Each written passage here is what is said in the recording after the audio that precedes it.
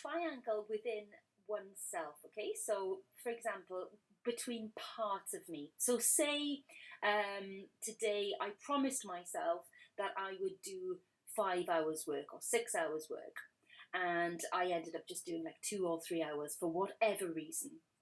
So I start to persecute myself for this. I start to beat myself up because I didn't do the work that I said I was going to do. So there's another part of me that's receiving this persecution, this kind of beating up on myself. So there's another part of me that's feeling really upset by this, by being shouted at. I'm shouting at myself and criticizing myself. And so this starts to feel really overwhelming. So this is happening in my own system. And then what happens is I'm feeling so overwhelmed by these feelings, by this beating up, that I go straight to the fridge and I get a big chocolate cake and I eat the whole thing to rescue myself from these uncomfortable feelings. I'm trying to numb out from these uncomfortable feelings. And then I'm like, oh God, I've eaten this massive chocolate cake that was so unhealthy. That was a really bad thing to do. And this starts to happen all over again. And you can see that you can really then spiral. And it's quite hard to get out of this sometimes when you're in it. And you can also see how this dynamic plays out in addiction through that example. Okay, so another example of how this may play out in my own mind, in one person's own mind, in relation to someone else. So say I'm out shopping and I see someone coming through the shop with lots of bags and I think, oh, they look like they're struggling, I'm going to help them.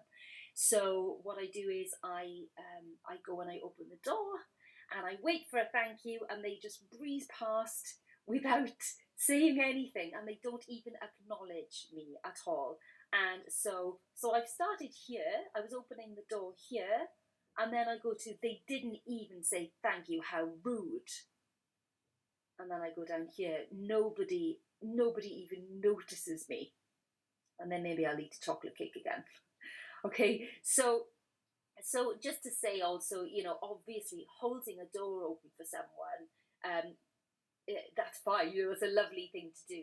When we are helping someone genuinely, just from a place of genuinely wanting to help, we're not really going to be looking for something back. But when we're in the rescuer role, when we don't get that acknowledgement, because that's something that we're looking for in the rescuer role, we're in a needy position actually. We're needing the validation, we're needing the acknowledgement from the person that we're rescuing. When we don't get that, we start then moving around the triangle. So where am I? Lost my train of thought. So next example is an example of a family. So this is how it might play out in our relationships with others. So there's parents, a mother and a father and a little boy, and the little boy starts here. Okay, so he starts with, I want an ice cream. I want to have an ice cream. I'm never allowed to have an ice cream. All my friends are allowed to have one. So he's in the victim position and he's trying to get his needs met or his desires met to have an ice cream by using manipulation, trying to make his parents feel guilty. So mum starts in persecutor. How dare you make a fuss and demand an ice cream? I'm going to give you a smack. I can't handle this. I'm getting so stressed out. Dad chimes in. Oh, go on, just let him have an ice cream. Mum responds, how dare you undermine me?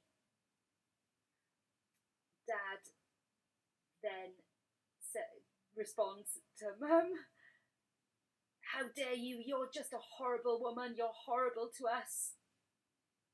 So you can really see, and then even the child might even say, don't speak to my mum like that. And it just becomes a complete drama. It's just nonsensical.